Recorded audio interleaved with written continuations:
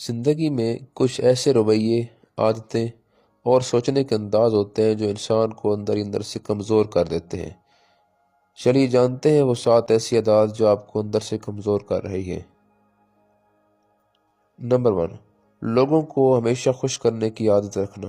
لوگوں کو خوش کرنے کی عادت شروع میں اچھا لگتا ہے، لیکن وقت کے ساتھ یہ انسان کو اندر سے خالی کر دیتا ہے، کیونکہ جب آپ ہر فیصلے سے پہلے دوسروں کی خوشی دیکھتے ہیں تو اپنی خواہشیں، اپنی ضرورتیں اور اپنا سکون پیچھے رہ جاتا ہے۔ آپ نہ کہنا چھوڑ دیتے ہیں، حدیں قائم نہیں کر پاتے اور ہر رشتے میں اپنا کردار کسی خادم جیسا محسوس کرنے لگتے ہیں۔ لوگ آپ کی نرمی کا فائدہ اٹھانے لگتے ہیں اور آپ کی خاموشی کو کمزوری سمجھنے لگتے ہیں۔ انسان بار بار دوسروں کی رضا کے لیے بدلتا رہتا ہے اور ایک وقت ایسا آتا ہے کہ وہ اپنی اصل شخصیت ہی کھو دیتا ہے۔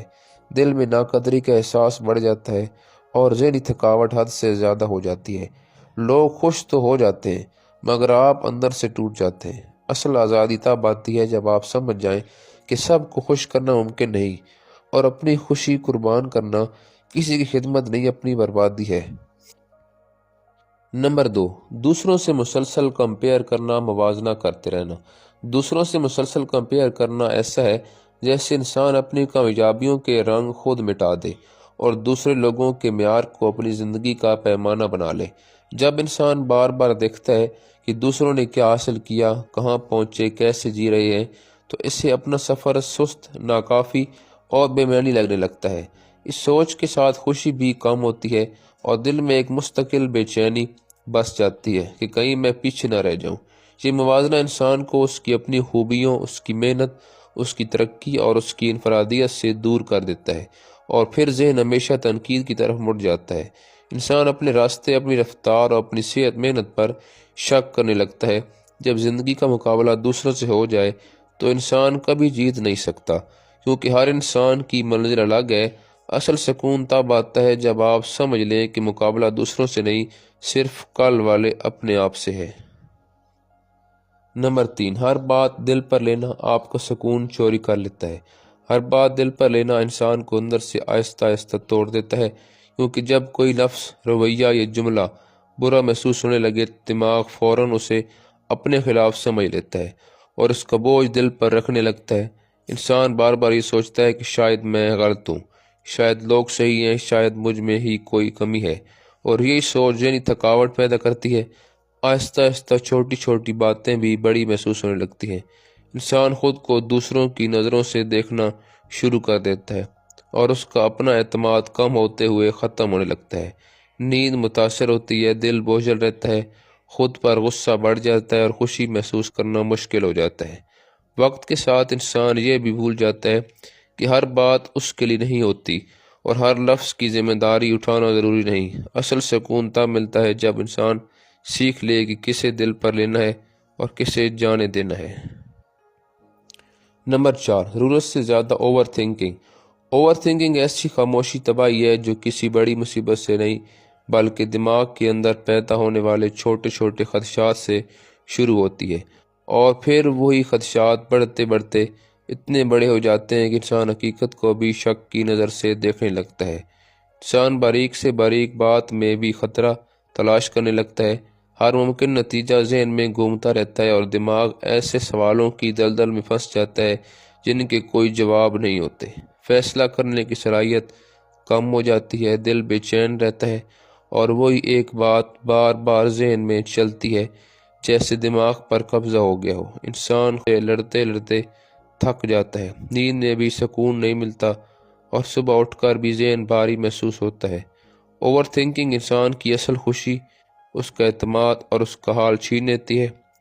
سکون تب آتا ہے جب انسان سیکھ لے کہ خیال اور حقیقت میں فرق ہوتا ہے اور ہر خیال پر یقین کرنا ضروری نہیں ہوتا۔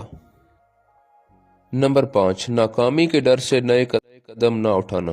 ناکامی کا ڈر انسان کو وہاں روک دیتا ہے جہاں سے اصل زندگی شروع ہوتی ہے۔ جب دل میں خوف ہو کہ اگر میں ہار گیا، اگر میں ناکام ہو گیا، اگر لوگوں نے باتیں بنائیں، تو انسان کا قدم خود بخود رک جاتا ہے، چاہے آگے کامیابی ہی کیوں نہ کھڑی ہو۔ یہ خوف انسان کو محفوظ تو رکھتا ہے مگر چھوٹا، سہما اور محدود بنا دیتا ہے۔ سوچنے کا دائرہ تنگ ہو جاتا ہے، خواب دھندلا جاتے ہیں اور خواہشیں دب کر خاموش ہو جاتی ہیں۔ ہر نئے موقع کے سامنے دل کہتا ہے چھوڑ دو، کل دیکھ لیں گے، اور یہی کل بار بار کل بنتا رہتا ہے۔ انسان نہ آگے بڑھ پاتا ہے نہ پیچھے ہٹ جاتا ہے، بس ایک جگہ پھنس کر رہ جاتا ہے۔ وقت گزرتا ہے، لوگ آگے نکل جاتے ہیں اور انسان کو صرف پچھتاوا رہ جاتا ہے کہ کاش میں نے کوشش کی ہوتی۔ حقیقت یہ ہے کہ ناکامی سے ڈر کر رک جانا اصل ناکامی ہے، جبکہ قدم اٹھا لینا ہی بہادری ہے، چاہے نتیجہ کچھ بھی ہو۔ نمبر 6، وقت ضائع کرنے والی چھوٹی عادتیں۔